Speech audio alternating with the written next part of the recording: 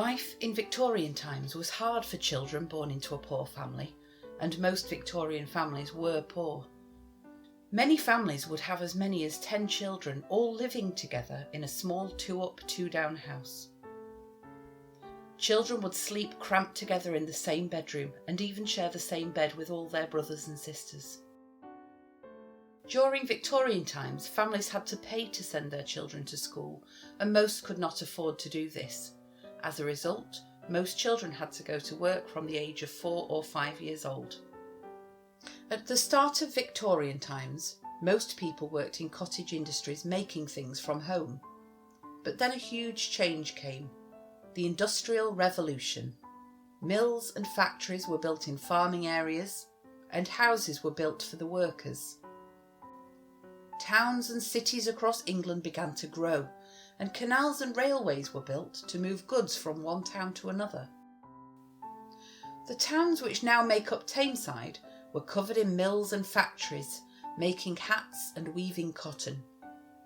There were also many coal mines. The men who owned the railways, cotton mills, factories and coal mines needed cheap workers, so they employed children to work alongside the adults, as they knew they didn't have to pay them very much.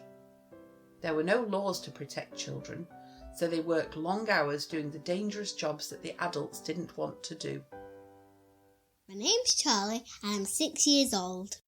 Me and my friends all go to work. I started when I was 4. Mum and Dad are poor, so I can't afford to go to school. You have to pay for that. I have to wake up dead early in the morning. In bed, I haven't woke up yet. I walk to work on me own. I work down Pitme. I go down in the lift with the other miners. My job is to hold up the lamp so the getters can see what they're doing. The getters are big, strong men. They smash their pickaxes against the coal. And little ones like me have to shovel it up and load it into the trucks. You have to be careful though. You don't want to get too close and get a pickaxe down your heel. I take my lunch with me. My mum makes me a pack up. I have to leave my crust though. That's where I hold my butty. And there's coal dust all over my hands. Coal dust gets everywhere. It makes us cough and cough. It's dark and scary in the mines. And you have to listen for the shout. Gas! We keep a little yellow canary in a cage. If it dies, it means there's gas in the mine. That could explode. Bang! If that happens, we run. We get out quick. When I get bigger, I want to be a hurrier or a thruster.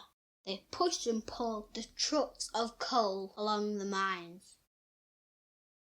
And they get paid more than me.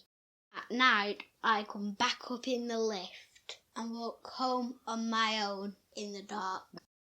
Sometimes I dream of working on a farm like my cousin William. He moans and said it's hard work, but at least he gets fresh air and sunshine.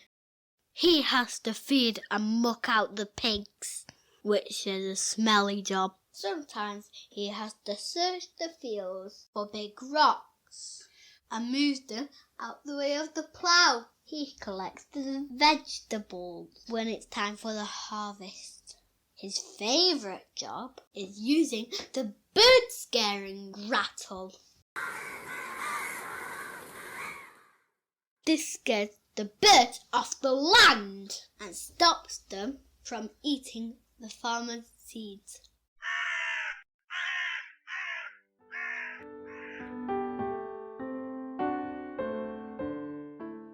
My name is Florence and I'm 15 years old. I've worked all of my life.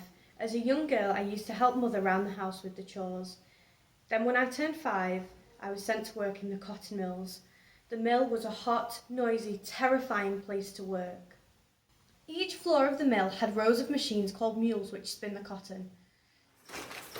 The mules were hammering and banging, clunking and clattering hour after hour, day in, day out, on and on and on.